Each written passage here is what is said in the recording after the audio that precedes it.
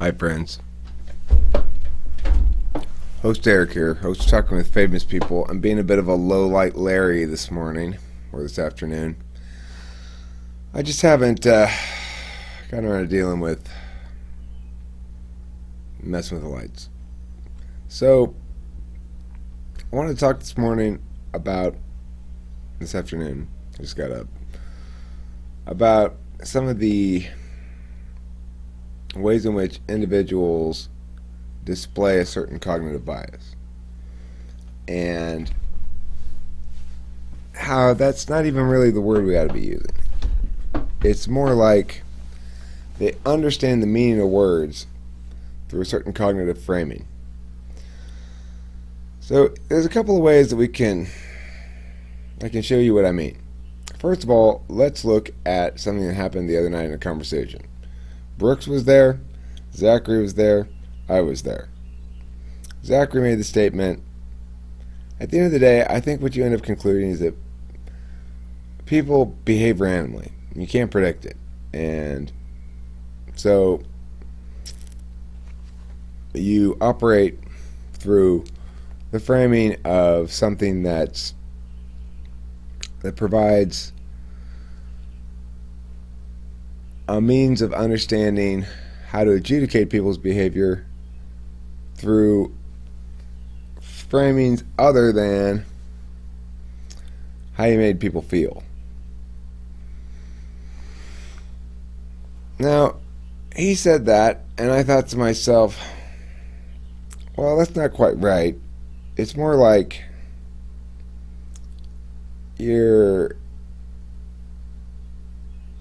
it's a matter of how much attention do you want to have to pay to that, because they don't have to be random exactly. You can predict them better than that, but it's an issue of prioritizing attention, you know? That was my internal response to it. Brooks said, well, I mean, your friends, you can really kind of predict what they're going to do. You know which friends are always late to something, yada, yada, yada. So, okay, Zachary's trying to boil down his understanding of the world, and one resonant way to frame that for him, certainly not an exclusively true way, but one way for him to frame that makes sense to him is that people behave randomly. And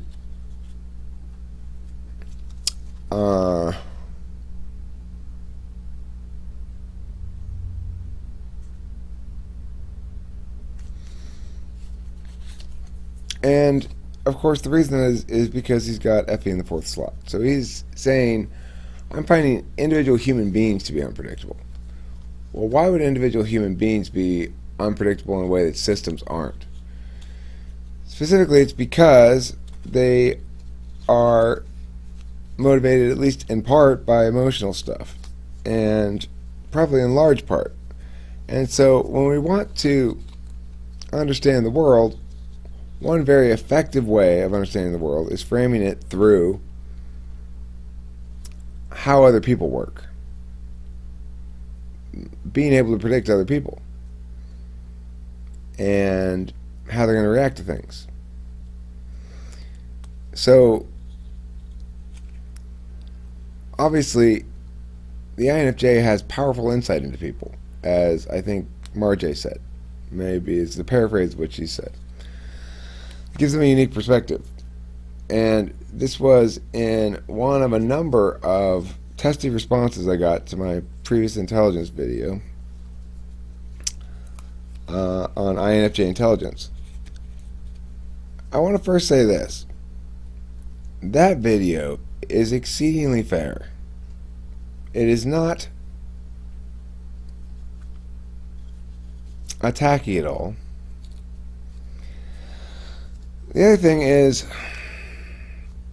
there's a tendency to police me and probably anybody, I guess, for occasions in which we display ideas that somehow like we're better than other people, we're Xer than other people. And it's especially so if there's any merit to the claim. Particularly attractive people ought not talk about how beautiful they are all the time. And particularly accomplished people, I guess, ought not talk about how accomplished they are all the time, etc., etc. Fair enough. And I understand that there's something different about saying you're smarter than somebody than there is about I'm more socially graceful than you. There is a difference in terms of FE stuff, for sure. But I don't see a fundamental difference in the mechanism, and I want to go on now into intelligence. I want to deal with the actual specific reasons and stuff like that. So here's what's happened so far with the INFJ intelligence video. Some of the answers I've gotten, I've gotten answers that say basically I am expressing an insecurity that has to do with my own difficult recent past with an INFJ. I mean, I gain a certain amount of data about INFJs from him, for sure, but most of it's positive. He's a really smart guy. Brooks is a really smart guy. There's no disputing that. And as Marjay said, they have a pretty unique advantage that allows them particular insight into human beings, and to a certain extent unfair, quote unquote. I agree with all that. I'm not disputing that. But INFJs, here's the second thing. There's this comment that, well, you admit yourself that you defer to INFJs. Well, yeah. About certain things, for sure. Including music. I defer to Corey a lot, and his music, and his understanding of what's good and not so good. When Corey tells me, as he did the other night about Sackful of Solvency, that he thought it was a really good song, that just even referencing it makes me want to cry, you know? It's hard to get that from him. You gotta really fucking produce something of value. So, I mean, believe me, I understand that there's a deference due to the magic type, for sure. At the same time, that's what you're intelligent about. Other people, other individuals, musical truths, little whole truths like that, stuff like that. You're especially susceptible to wrongness in terms of big picture system stuff. It's true. You're prone to seeing meaning that isn't actually there. You're prone to assume that your intuitions regarding people around you generalize out, extrapolate out to systems. Whereas I'm prone to doing this. Saying, I know everybody's talking about this from a perspective of feelings, but I suspect if we eliminate that and just look at the sort of internal logic of the system, that will produce better results. Because I'm looking more big picture. And I'm usually right. And when we're talking about that sort of thing, actual how systems work, understanding the mechanisms as divorced from people. See, INFJs get that. They get the fact that there are systems divorced from people, and that's one framing through which to understand the world. But they choose the other. That's why they're INFJs instead of ENTPs. They go, I understand it by understanding human nature well, how humans react to things, how they behave. Almost all systems are going to be about humans in some way, shape, or form. So that's going to be wholly adequate for a sphere of reference that's not too large. But one of the things that INFJ is prone to is perceiving intention behind emergent phenomena from systems. So they're likely to attribute things to human agency where no such attribution ought to be made. The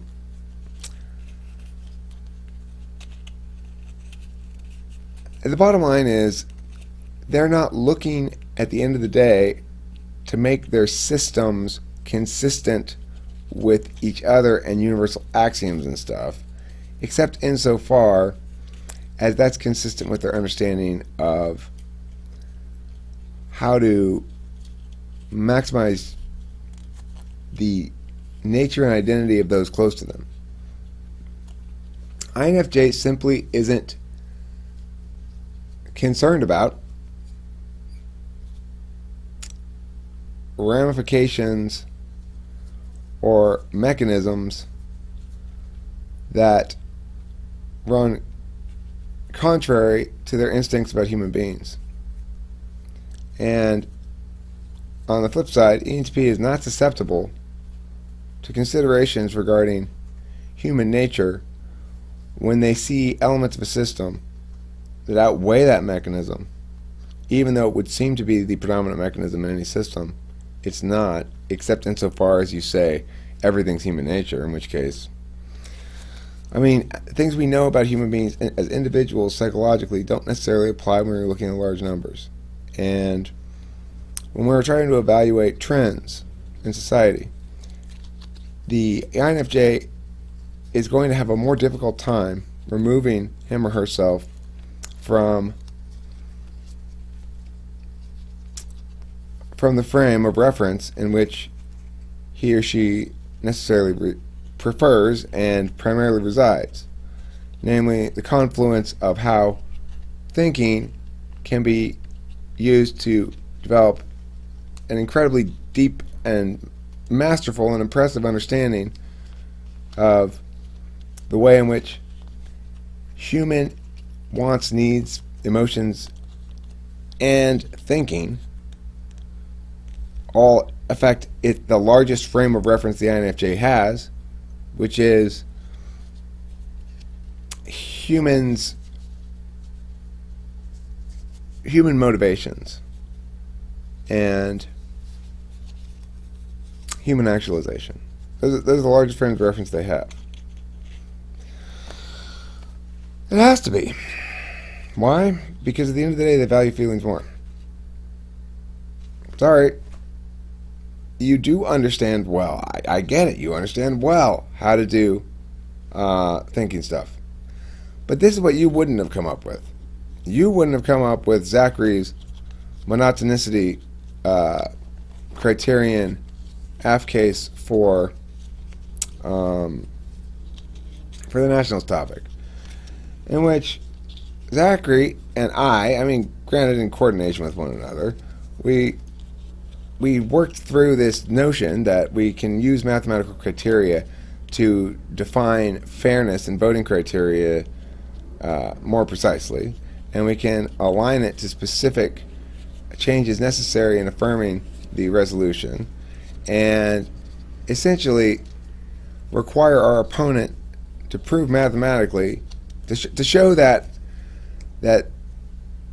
their definition of a fair and effective election in the status quo ought to be preferred to these four mathematical criteria, which mathematically define fairness. And the tricky thing about it is that we were able to successfully make the claim that although in the status quo, common perception is that no election methodology can meet all four of these criteria. In fact, there's errors and possibility theorem, which says it can't. However, with these primary elections, if we make this change and that change, it actually does meet all four criteria. Okay, so that's TI-DOM, right? INFJ not going to approach it that way. They're not. They're going to be just as surprised by that case as everybody else. That's the thing. I did a terrible job right now explaining the complexity and sophistication of the argument that was being made. And I give all praises due to Edmund for fighting a valiant fight and trying to get that shit out and explained and win rounds with it. It turned out to be a more complicated case than the timings of PF allowed it to be particularly effective, although we won some rounds with it. But the point being, that's a TI mistake in the first time doing debate strategy, right? Because this is mostly Zachary's case. He did a lot of the legwork on it, and at least, and he did the conceptualizing on the key points of it. I mean, the key vector of the case. It was an absolutely winning case, but in that context, with those judges and the nature of PF, well, I mean, he walked away from it talking about how he would adjust case strategy differently in the future. And INFJ might say, well, look, see, he wasn't that smart because he didn't win with that case. And I'd point out the fact that that's your frame of reference again, because the thing is, we won all those rounds on the flow. We won them all. We won every single one of those rounds. But we happened to be at a tournament that had really crappy judges, parent judges, conservative parent judges, dumb conservative parent judges, and my team was on the younger side. You know, it's not a ripe crop for sure. My school's on the young side. I mean, I'm in my second year of competition, really, plus a couple tournaments. So normally a program takes 5 years to be fully mature. Anyway, the point is, that's the issue. It's the frame of reference. So INFJ would be satisfied by saying, well, look, you went into that tournament with those cases. The INFJ actually won that tournament because even though his cases weren't as insightful or as creative or as powerful on their own merits, he correctly adjudicated how the judges would behave, which is what matters anyway. Well, okay, but here's the thing. What ends up happening is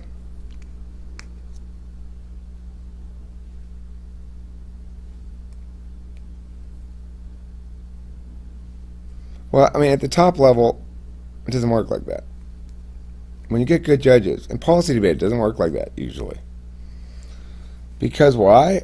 Well, I mean, it did it at nationals this year, and it was freaky. Islamophobia was the winning argument in the round we lost, and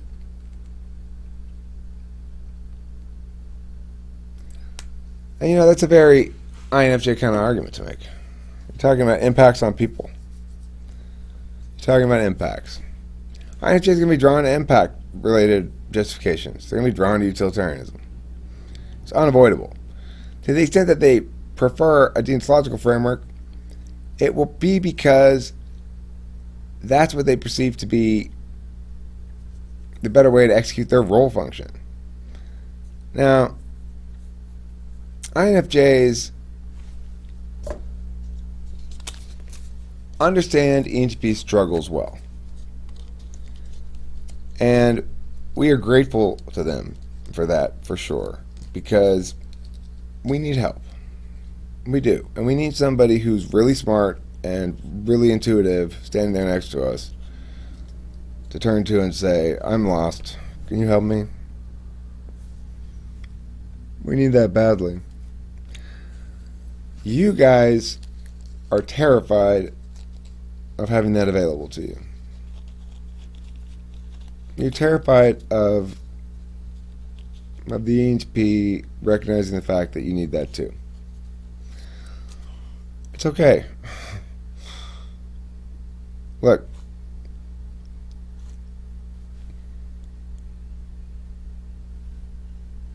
intelligence is a bad word. Smartness is a bad word.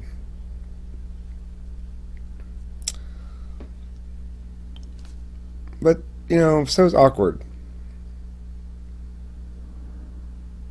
So, INFJs are gracious enough not to call us that. But it doesn't mean they're not thinking it. And the point is, we have our burdens, and as we evolve and begin to address our shortcomings and behave more optimally, more in coordination with how we think we ought to behave, then we become more effective in the universe, more powerful. For me, that means mastering my role function. My role function being expert at feeling. Understanding the dynamics of interhuman perceptions. How humans perceive each other and why. How that influences their behavior, stuff like that. To come to understand how somebody else actually thinks about me is an enormous challenge, because in order for me to understand that, I'd have to be able to resonate with them on a feelings level, which is what I'm constantly trying to avoid. I don't like to go into my feelings because I have poor control over them. They take over my actual physical behaviors, so that my voice will change, as it has in this video. I'll start to tear up a little bit. And, there's nothing useful in that for me, except insofar as it would allow me to better resonate with other people. But there's such a pile of rocks to get through before you find any utility in that. I don't tend to find any utility in feeling bad, except insofar as if I really feel bad for a while, then it'll make me feel better, like Mega Bro says. Anyway, look, INFJs, will you get over it? Joining me a video about ENTPs being awkward, I would awkwardly attack them in some way. Not really saying that we're not awkward, but attacking them on my TI grounds primarily. Like, are you sure it's of net benefit, since you're so utilitarian, to be quite so brutal with me? Something like that,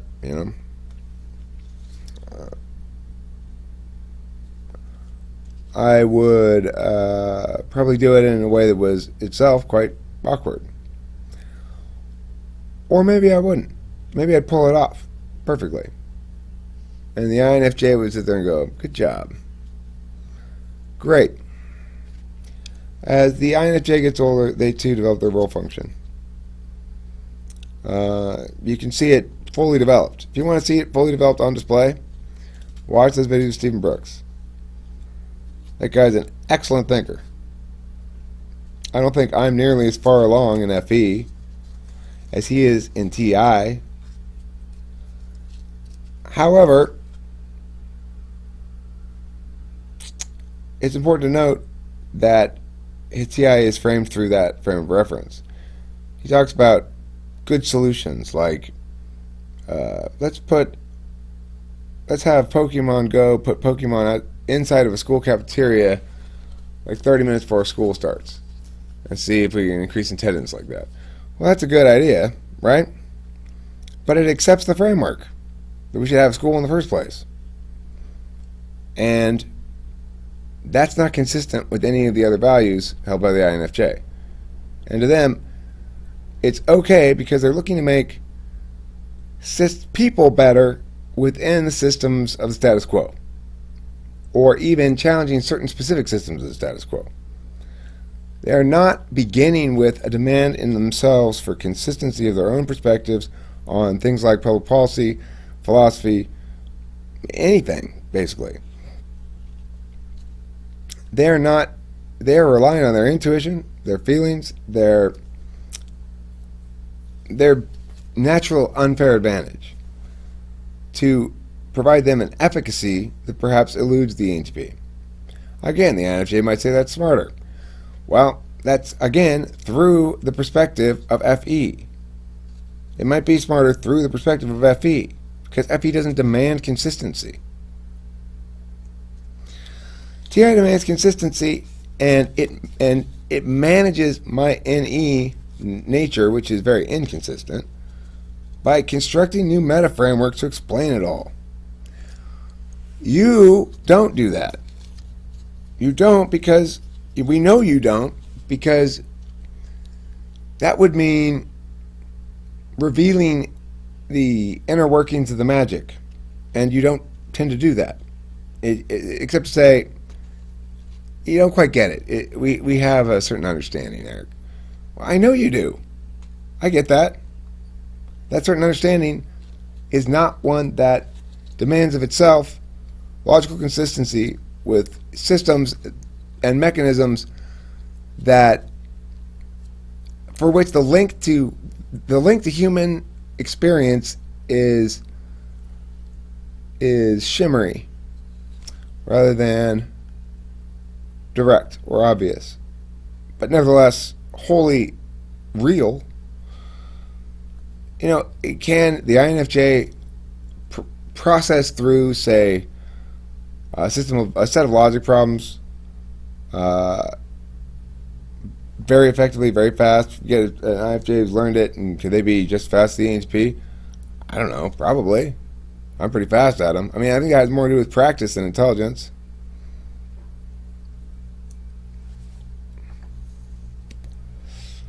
I mean, that's the problem with those sort of metrics. Like, you might say, well, give somebody a bunch of logical arguments, play valid or invalid with them, get a sense of their sort of gut instincts on validity if they don't understand it, or get a sense of their skills training if they do. That's the problem.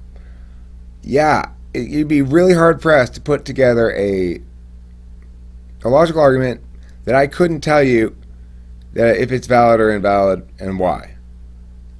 Really, really pressed. I mean, it doesn't matter how complicated it is.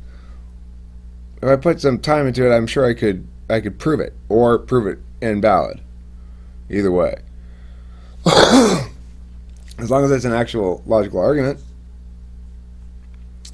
And I can tell you the extent to which that breakdown that I gave you of the logic of the argument itself, and why and whether it's valid and invalid and stuff like that. I could give you a breakdown of where that framework breaks down, and how to manage that breakdown between frameworks, including thinking and feeling. How to manage it for consistency, not how to manage it for the well-being of other people. Ultimately, that framework itself is, of course, framed within a master framework of core values, core axioms that require me to pursue that which is moral. I think that's the best way I can explain my lack of connection with my own feelings. Is it compels me to know what's right and wrong through a model, and it requires me to make my beliefs consistent and my advocacies consistent. So while I may contradict myself sometimes, I would hope that I don't contradict myself in advocacies. If I'm suggesting something, occasionally I will give advice to people. I'll say, like, I got some advice for an ENTP, and if you're hungry, stop whatever it is you're doing and eat. That's advice. I will not contradict myself about that. I mean, I understand that that's not always the case, but it's a good general rule. And I'm never going to go back and say later, you know what, it's a good general rule, ignore it when you're hungry. No, that's not a good general rule. It's a bad general rule, you know? So in that regard, I do have... Shit, I hope that's not the mailman. God damn it. Let me go deal with this shit.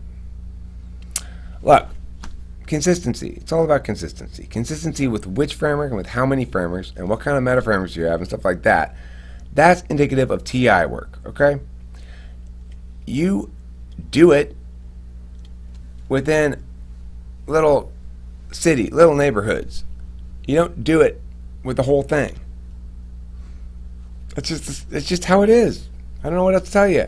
I'm not trying to insult you. I'm trying to diminish you when I say that whatever word you want to use, FE has the corresponding advantage to FETI. So, I mean, get over it, guys. You guys are super brilliant. I'm not saying you're not.